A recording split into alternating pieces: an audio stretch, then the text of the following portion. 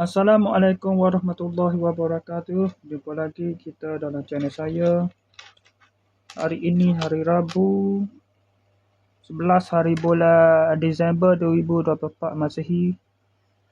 Bersamaan dengan 9 Jamadil Akhir 1446 Hijriah. Okey. Sekarang ni pukul 3.22 petang.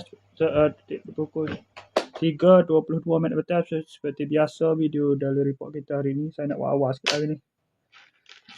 Sebab hari ni pun hari-hari seperti hari-hari biasa, kosong, tak ada apa lah hari ni.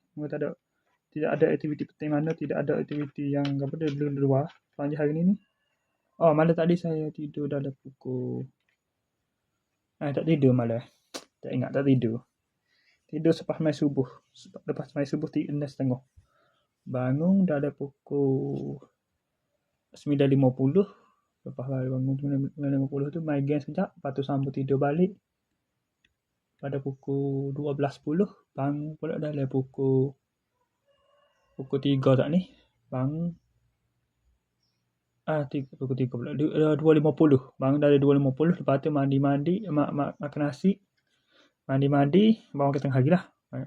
Sampai makan dah sekejap. Dah pukul 10 kat dia. Sebelum tidur kat dia dah.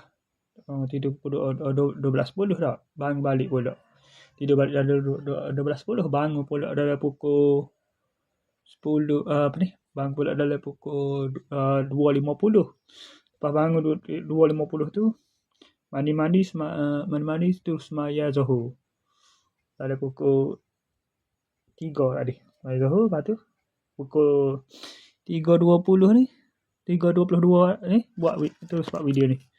Okey, untuk aktiviti hari ni pasal malam. Tak tahu. Ni memang tak ada masuk lah dalam video ni. Sebab video tu tak terpadan ni.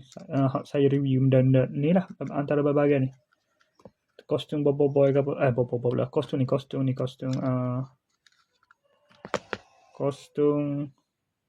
ni. Banyak kok video penting. Video saya review berbagai. Habis. Terpadan habis. Masuklah ni. Kostum ni. Review hadiah birthday baby baru ke. Birthday budak-budak ke. Kanak-kanak habis. Pada habis. Masuklah video review tentang ni. Benda ni. Kostum complete set dah. Benteng. Okay. Sekarang maklum gitu lah. Pasal tak ada ke apa. Moga terpadan video tu. Apa? Backfire belakang semua. Plan semua. Perancangan apa semua tu. Saya habis terpadan. Okay. Saya rasa sekadar itu sajalah. Untuk sesi video dari report kita untuk hari ini, dan sedikit cerita pasal apa tragedi yang berlaku tu, pasal apa video-video terpadan habis tu. Muka semua sebahagian besarnya terpadan. Beratus juga lah video tu. Dalam beratus buah juga lah, tak silap aku. Tak silap saya dalam beratus. Dalam beratus buah juga lah video tu. Berapa ratus? 200 ke 300. Dalam 200 lebih kot lah. 100. Gitulah lebih kurang. 100 lebih ke 200 lebih buah video yang terpadan. Okey, saya saja untuk sesi video dari report kita untuk hari ini. Assalamualaikum, jumpa lagi. Bye.